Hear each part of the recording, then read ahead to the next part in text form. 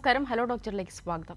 March 21 ലോക down syndrome ദിനം. Down സിൻഡ്രോമിനെ കുറിച്ച് അറിഞ്ഞിരിക്കേണ്ട കാര്യങ്ങളാണ് ഹലോ ഡോക്ടർ എന്ന ചർച്ച ചെയ്യുന്നത്. നമുക്കൊപ്പം Thiruvananthapuram government medical college SAT ഹോസ്പിറ്റലിലെ പീഡിയാട്രിക്സ് വിഭാഗം അസിസ്റ്റന്റ് പ്രൊഫസർ ഡോക്ടർ AO വിനീതയുണ്ട്. ഹലോ ഡോക്ടറിലേക്ക് സ്വാഗതം. നമസ്കാരം ഡോക്ടർ. ലോക ഡൗൺ സിൻഡ്രോം ദിനമാണ്. എന്താണ് ഈ വർഷത്തെ സന്ദേശം? ഇന്ന് ലോക ഡൗൺ സിൻഡ്രോം ദിനമാണ്. മാർച്ച് 21 എല്ലാ വർഷവും നടത്തിക്കൊണ്ടിരിക്കുന്നു. ഇന്നത്തെ സന്ദേശം എൻഡ് ദ സ്റ്റീരിയോടൈപ്സ് എന്നാണ്. അതായത് ഡൗൺ സിൻഡ്രോം ഒരു രോഗമല്ല, ഒരു അവസ്ഥയാണ്. അതിനെക്കുറിച്ചൊരു പുനർചിന്തനം ആവശ്യമാണ്. ഡൗൺ സിൻഡ്രോമുള്ള കുഞ്ഞുങ്ങൾ നേരിടുന്നതായ വെല്ലുവിളികളും അവരും അവരുടെ കുടുംബാംഗങ്ങളും കടന്നു പോകുന്നതായ വഴികളും സമൂഹത്തിലെല്ലാവർക്കും ഒരു അവബോധമുണ്ടാകുവാനും അവർക്കത് ജീവിക്കാനുള്ളൊരു അവകാശം അത് ബോധ്യപ്പെടുത്തുവാനുമുള്ള ഒരു സന്ദേശമാണ് ഈ വർഷത്തെ ഡൗൺ സിൻഡ്രോം എൻഡ് ദ സ്റ്റീരിയോടൈപ്സിലൂടെ നമുക്ക് തരുന്നത്. ഡോക്ടർ, ഈ ഡൗൺ സിൻഡ്രോമിനെ കുറിച്ച് പലർക്കും അറിയാമെങ്കിൽ പോലും എന്താണ് ഡൗൺ സിൻഡ്രോം എന്ന് വ്യക്തമായോ അല്ലെങ്കിൽ എന്തുകൊണ്ടാണ് ഇത് സംഭവിക്കുന്നതോ എന്നുള്ള കാരണങ്ങളൊന്നും ആൾക്കാർക്കിന്നും തീരെ അവ്യക്തമായി തുടരുന്ന കാര്യങ്ങളാണ്. എന്താണ് ഇതിൻ്റെ മറ്റു കാരണങ്ങൾ? ഡൗൺ സിൻഡ്രോം എന്നാൽ ക്രോമസോമിൻ്റെ ഒരു വ്യതിയാനമാണ്. അതൊരു ജനിതക രോഗാവസ്ഥയാണ്. അത് ഉണ്ടാകുന്നത് ക്രോമസോമിൻ്റെ എണ്ണത്തിലുള്ള ഒരു വ്യത്യാസം കാരണമാണ്. അതായത് മനുഷ്യർക്ക് എല്ലാവർക്കും നമ്മുടെ ഓരോ കോശത്തിലും 46 ക്രോമസോമുകളുണ്ട്. അത് 23 ജോഡിയായിട്ടാണ്. അതായത് 1 മുതൽ 22 വരെ ഓട്ടോസോംസ് എന്ന് പറയും, അതും ജോഡിയായിട്ട് കാണും. പിന്നെ സ്ത്രീകളിൽ 2 X ക്രോമസോമുകളും പുരുഷന്മാരിൽ 1 Xും 1 Yയും. അങ്ങനെ നമുക്ക് 23 ജോഡി ക്രോമസോം, മൊത്തം 46 ക്രോമസോംസ്. എന്നാൽ ഡൗൺ സിൻഡ്രോമിൽ ക്രോമസോമിൻ്റെ എണ്ണത്തിലുള്ളൊരു വ്യതിയാനം സംഭവിക്കുന്നു. 46-ന് പകരം 47 നമ്പർ ഉണ്ടാകുന്നു. അതായത് 21ാമത്തെ ക്രോമസോം 2 കോപ്പിക്ക് പകരം 3 കോപ്പിയായി കാണുന്നു. അതുകൊണ്ട് ഇതിനെ ട്രൈസോമി 21 എന്നും പറയുന്നു. ഡോക്ടറെ, ഡൗൺ സിൻഡ്രോം നമുക്ക് എങ്ങനെ തിരിച്ചറിയാം? ഇതിൻ്റെ ലക്ഷണങ്ങൾ എന്തൊക്കെയാണ്? എന്തൊക്കെ കാര്യങ്ങളാണ് ഇതിൽ ശ്രദ്ധിക്കേണ്ടതായുള്ളത്?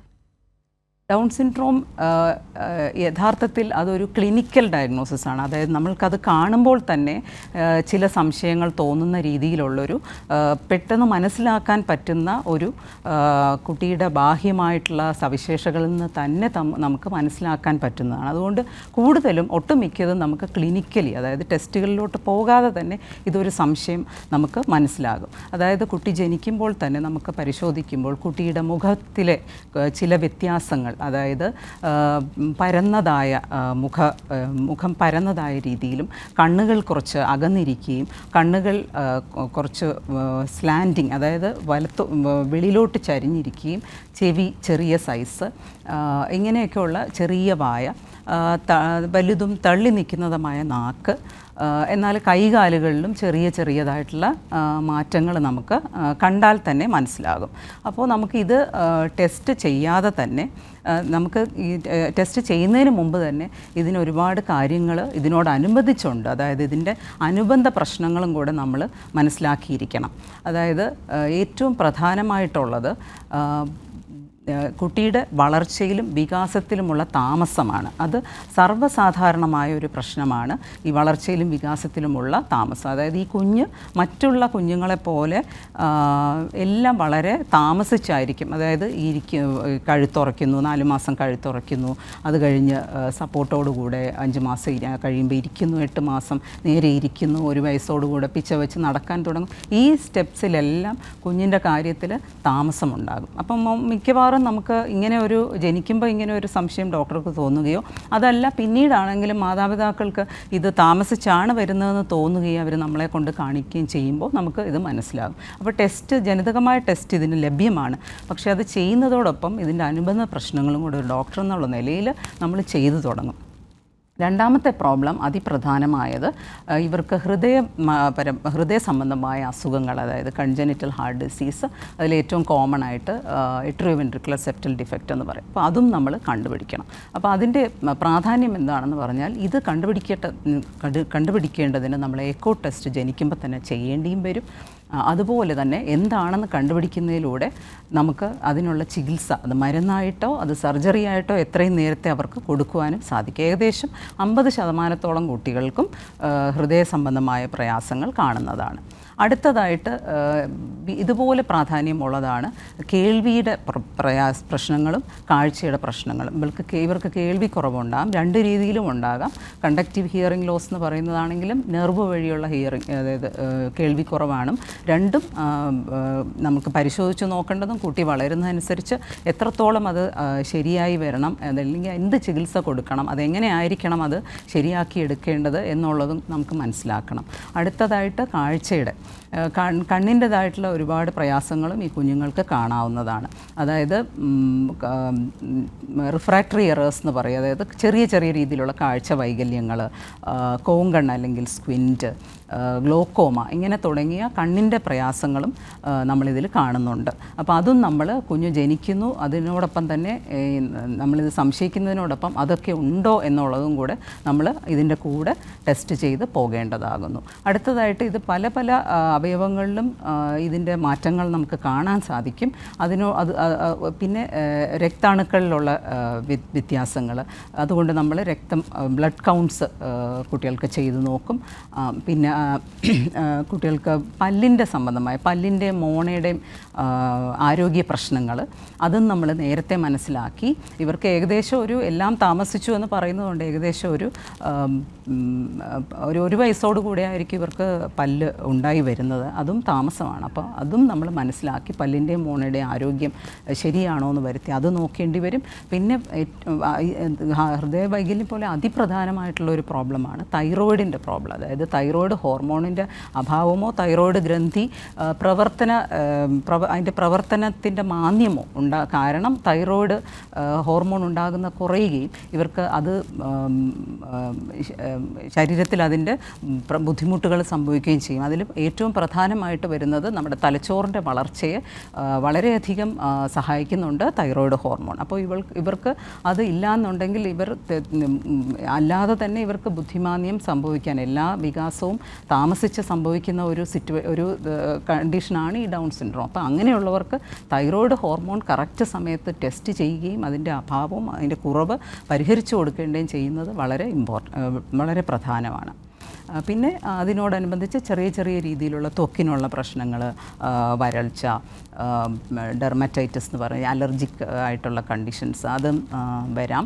പിന്നെ ഇവർക്ക് പേശിബലം അതും വളരെ പ്രധാനമാണ്. ഹൈപ്പോട്ടോണിയ എന്ന് പറയുന്നത് പേശിബലം കുറവാണ്. അപ്പോൾ ഇവർക്ക് ആദ്യമേ അത് നമ്മൾ കണ്ടുപിടിക്കുകയും പേശിബലം കൂട്ടുന്നതായിട്ടുള്ള ഫിസിക്കൽ തെറാപ്പിയും നമുക്കത് കുഞ്ഞുങ്ങൾക്ക് കൊടുക്കാൻ സാധിക്കും. അതുപോലെ പ്രധാനമായിട്ടുള്ള ഒന്നാണ് അറ്റ്ലാന്റോ ആക്സിയൽ ഇൻസ്റ്റബിലിറ്റി എന്ന് പറയും. അതായത് നട്ടെല്ലിന് ആദ്യത്തെ 2 നട്ടെല്ല് കശേരുക്കൾക്ക് ഇടയിലുള്ള ജോയിൻറ്റ് ഇവർക്ക് കുറച്ച് വീക്കായിരിക്കും. അതിനാണ് ഇൻസ്റ്റബിലിറ്റി എന്ന് പറയുന്നത്.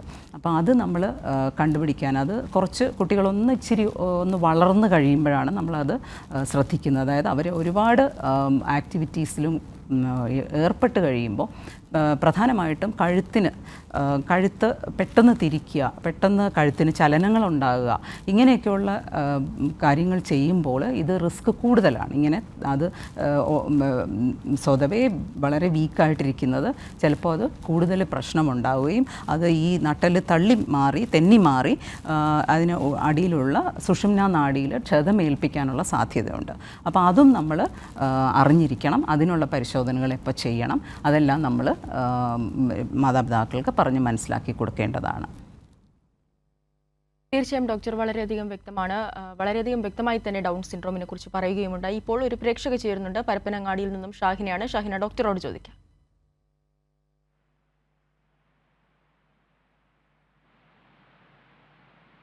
ഷാഹിന, ചോദിച്ചോളൂ.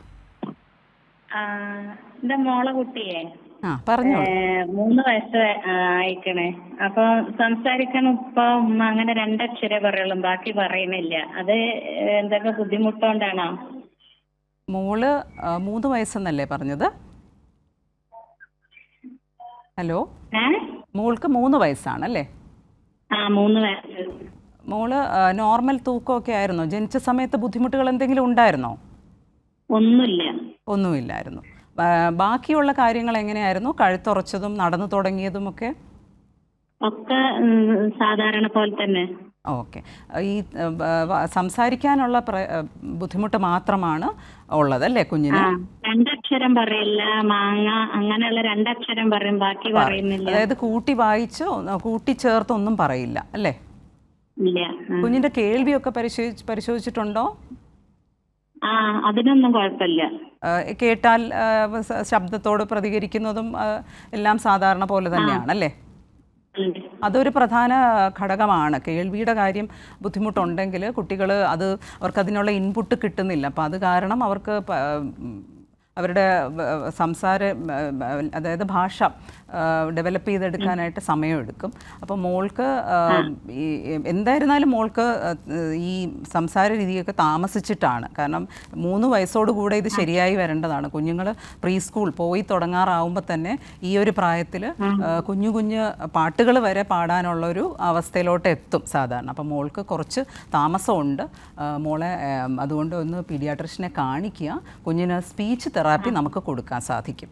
അതായത് എന്തൊക്കെ രീതിയിൽ കുഞ്ഞിനെ നമുക്ക് ഭാഷ പരിശീലിപ്പിച്ചെടുക്കാം എന്നുള്ളത് കുഞ്ഞിനെ പരിശോധിക്കുകയും കുഞ്ഞിൻ്റെ കാര്യങ്ങൾ മനസ്സിലാക്കുകയും ചെയ്തിട്ട് അതിനനുസരിച്ചുള്ളത് നമുക്ക് അങ്ങോട്ട് തെറാപ്പിയായിട്ട് കൊടുക്കാൻ സാധിക്കും. പ്രേക്ഷകർക്ക് വ്യക്തമായെന്ന് കരുതുന്നു ഡോക്ടർ. അതുപോലെ തന്നെ ഡൗൺ സിൻഡ്രോം തിരിച്ചറിയാനുള്ള ടെസ്റ്റുകൾ എന്തൊക്കെയാണ്? ഡൗൺ സിൻഡ്രോം ഞാൻ ആദ്യം പറഞ്ഞതുപോലെ ജനിതക പ്രശ്നമാണല്ലോ. അപ്പം നമുക്ക് ജനിതക ടെസ്റ്റ് ചെയ്യാൻ സാധിക്കും. അത് പ്രധാനമായിട്ടും ഒരു സൈറ്റോജനറ്റിക് ടെസ്റ്റാണ്. അതിൻ്റെ പേരാണ് കാരിയോടൈപ്പിംഗ്. ഞാൻ നേരത്തെ പറഞ്ഞതുപോലെ നമ്മുടെ പ്രോബ്ലം ക്രോമസോമിൻ്റെ എണ്ണത്തിലാണ്. 47 ക്രോമസോമുണ്ട്. അപ്പോൾ നമുക്ക് ആ എണ്ണം കണ്ടുപിടിക്കാനായിട്ട് ഈ കാരിയോടൈപ്പിംഗ് എന്ന് പറയുന്ന ഒരു ടെസ്റ്റ് നമുക്ക് ഉപകാരമാകും.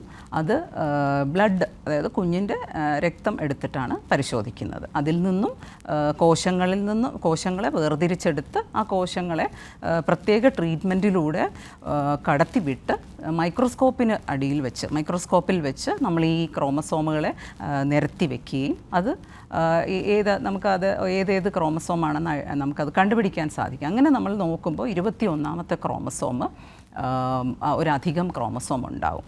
അപ്പോൾ അതാണ് കാരിയോടൈപ്പിംഗ് ടെസ്റ്റ്. അതാണ് വളരെ സാധാരണമായിട്ട് ചെയ്യുന്ന ടെസ്റ്റ്. അത് 2 മുതൽ 3 ആഴ്ച വരെ എടുക്കും അതിൻ്റെ റിസൾട്ട് കിട്ടാൻ.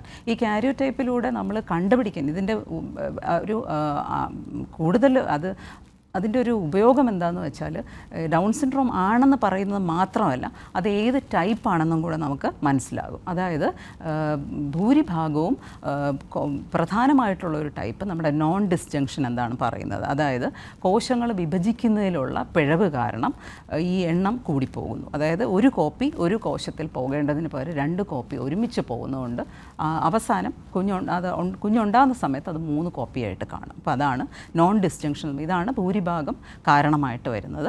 അതിൽ രണ്ടാമത്തെ കുറച്ചുകൂടെ അൺകോമൺ ആയിട്ടുള്ളത് ട്രാൻസ്ലൊക്കേഷൻ എന്ന് പറയും. അതായത് ഒരു ക്രോമസോം വേറൊരു ക്രോമസോമിൻ്റെ കൂടെ ചേർന്നിരിക്കുന്നത്.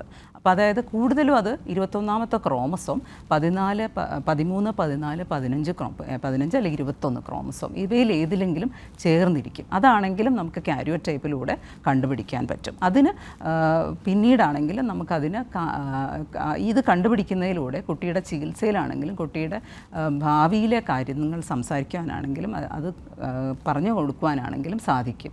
അതുപോലെ അതായത് റിസ്ക് ഓഫ് റെക്കറൻസ്, പിന്നെ അത് വരാൻ സാധ്യതയുണ്ടോ എന്നൊക്കെ നമുക്ക് ഇതിൽ നിന്നും മനസ്സിലാകും. മൂന്നാമത്തേത് മൊസൈക്ക് എന്ന് പറയും. അതായത് ഒരു ഗ്രൂപ്പ് കോശങ്ങൾ നോർമലായിരിക്കും, അവർക്ക് 46 ക്രോമസോം ആയിരിക്കും. അടുത്ത ഒരു ഗ്രൂപ്പിന് 47 ക്രോമസോം ആയിരിക്കും. അപ്പോൾ അത് ആണ് മൊസൈക്ക് എന്ന് പറയുന്നത്. അങ്ങനെ 3 രീതിയിൽ നമുക്ക് ഈ കാരിയോടൈപ്പിലൂടെ തന്നെ ഈ ഡൗൺ സിൻഡ്രോം ഇതിലേത് ടൈപ്പാണെന്ന് മനസ്സിലാക്കാൻ സാധിക്കും. അതാണ് കാരിയോടൈപ്പ് ടെസ്റ്റ്. അതല്ല ഇത് കുറച്ച് സമയമെടുക്കും, 2 മുതൽ 3 ആഴ്ച വരെ. ചില വേഗത്തിൽ ചെയ്യാവുന്ന ടെസ്റ്റുകളും ഉണ്ട്. അവ കുറച്ച്. ഡോക്ടർ, ഞാനൊന്ന് ഇടപെടുകയാണ്. ഇപ്പോൾ ഒരു പ്രേക്ഷക ചേരുന്നുണ്ട്. കല്ലറയിൽ നിന്നും ഓമനയാണ്. ഓമന, ഡോക്ടറോട് ചോദിക്കാം.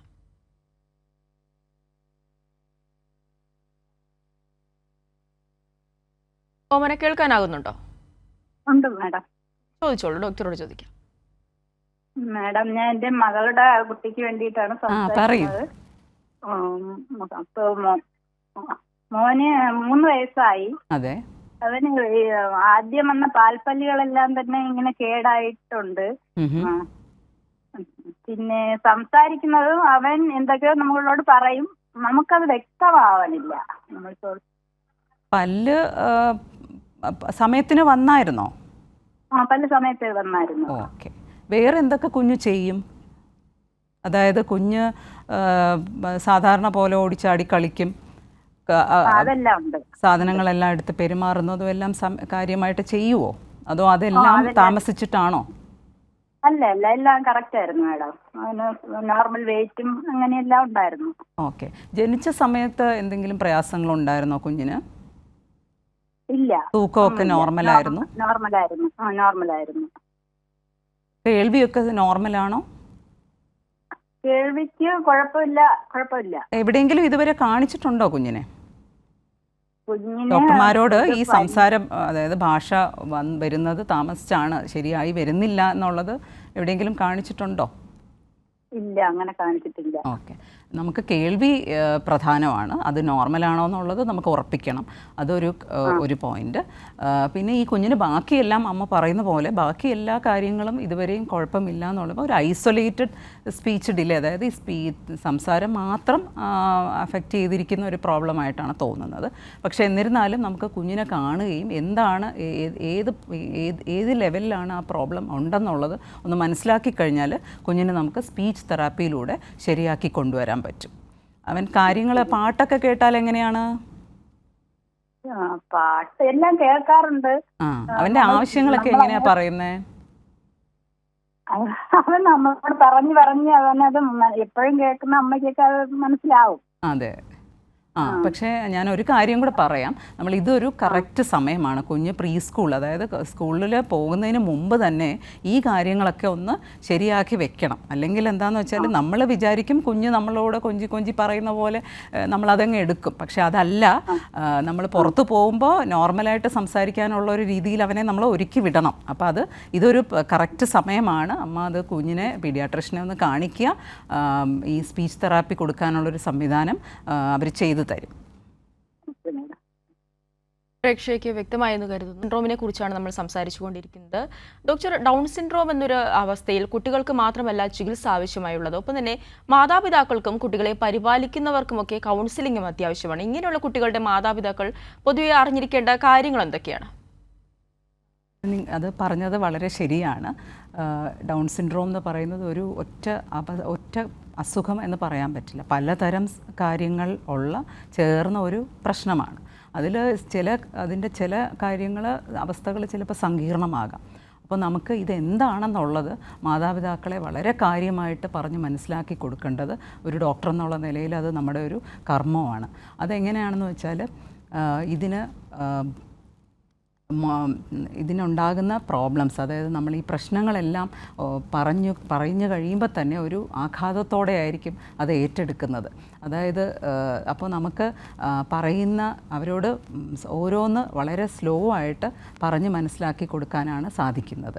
അപ്പോൾ നമ്മൾ പറയുമ്പോൾ തന്നെ നമ്മുടെ പേഴ്സണൽ എക്സ്പീരിയൻസിൽ പറയാം, അത് കേൾക്കുമ്പോൾ തന്നെ അവർക്ക് ഒരു ഭയമാണ്, അയ്യോ അങ്ങനെ ആയിപ്പോ. പക്ഷേ നമ്മൾ ശരിക്കും ഇത് അവരുടെ ഒരു പ്രോബ്ലം അല്ല. ഇതിങ്ങനൊരു കോശവിഭജനം സംഭവിച്ചൊരു പിഴവാണ്. അത് ആർക്കും എങ്ങനെ വേണമെങ്കിലും എപ്പോൾ വേണമെങ്കിലും വരാം എന്നുള്ള രീതിയിൽ അവർക്ക് കാര്യങ്ങൾ ആദ്യം പറഞ്ഞ് മനസ്സിലാക്കി കൊടുക്കാം. പിന്നെ ഈ കുഞ്ഞിനെ എങ്ങനെയാണ് സമൂഹത്തിൽ ജീവിക്കാനായിട്ട് പാകപ്പെടുത്തിയെടുക്കേണ്ടത് എന്നുള്ളതും പ്രധാനമായിട്ടും കുഞ്ഞിനുള്ള മെഡിക്കൽ കണ്ടീഷൻസ് അതെങ്ങനെയാണ് അതിനാണ് ഡോക്ടർമാരുടെയും ഹെൽത്ത് വർക്കേഴ്സിൻ്റെയും സഹായത്തോടു കൂടെ എങ്ങനെ അത് ശരിയായി കൊണ്ടു നടത്താം എന്നുള്ളതും അവർക്ക് പറഞ്ഞ് മനസ്സിലാക്കി കൊടുക്കാം. അപ്പോൾ ഇതിൻ്റെ ഒരു ചികിത്സാ മാർഗം എന്ന് പറഞ്ഞാൽ നമ്മൾ സാധാരണ പറയുന്ന പോലെ ബയോ സൈക്കോ സോഷ്യോ മോഡൽ എന്ന് പറയും. അത് കുറച്ചുകൂടെ ഊന്നി പറഞ്ഞാൽ ഒരു മെഡിക്കൽ സോഷ്യൽ റൈറ്റ്സ് മോഡൽ എന്ന് പറയും.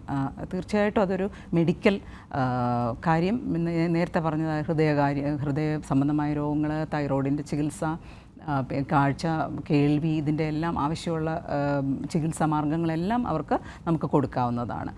സോഷ്യൽ അതിലാണ് ഈ കാര്യങ്ങളൊക്കെ വരുന്നത്. അപ്പോൾ മാതാപിതാക്കൾ മാത്രമല്ല, കുടുംബാംഗങ്ങളെല്ലാം ഇതിനെക്കുറിച്ച് അവബോധമുള്ളവരായിരിക്കണം.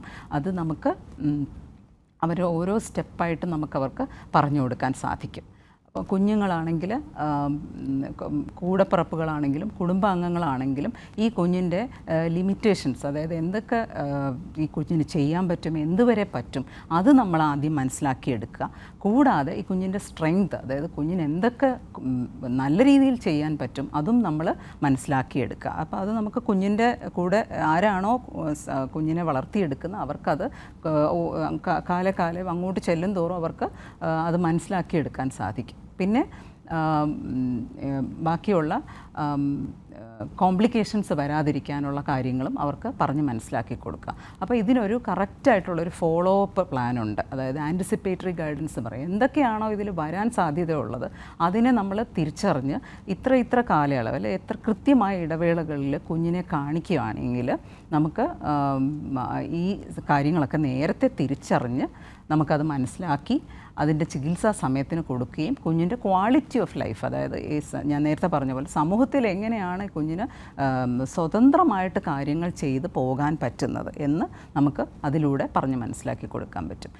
യഥാർത്ഥത്തിൽ നമ്മൾക്ക് അവരുടെ ഒരു അക്കാഡമിക് ബ്രില്യൻസ് അതൊന്നുമല്ല നമുക്ക്, അതായത് പഠനത്തിലെ മികവ് ഇതൊന്നുമല്ല നമുക്ക് പ്രധാനമായിട്ടുള്ളത്. നമുക്ക് അവരുടെ ഇൻഡിപെൻഡൻ്റ് ആയിട്ട് ആ കുഞ്ഞുങ്ങളെ എങ്ങനെ ഇതിലോട്ട് കൊണ്ടുവരാം. ഇപ്പോൾ ഹലോ ഡോക്ടറിന് അനുവദിച്ചിരിക്കുന്ന സമയം ഇവിടെ പൂർണ്ണമാവുകയാണ്. ഡൗൺ സിൻഡ്രോം എന്ന അവസ്ഥയെക്കുറിച്ചാണ് ഇന്ന് ഹലോ ഡോക്ടർ സംസാരിച്ചത്. ഇതിനായി നമുക്കൊപ്പം ഉണ്ടായിരുന്നത് Thiruvananthapuram government medical college SIT ഹോസ്പിറ്റലിലെ പീഡിയാട്രിക്സ് വിഭാഗം അസിസ്റ്റന്റ് പ്രൊഫസർ ഡോക്ടർ AO വിനീതയാണ്. ഡോക്ടർ വളരെയധികം നന്ദി. ഹലോ ഡോക്ടറിൻ്റെ ഇന്നത്തെ എപ്പിസോഡ് പൂർണ്ണമാവുകയാണ്. നമസ്കാരം.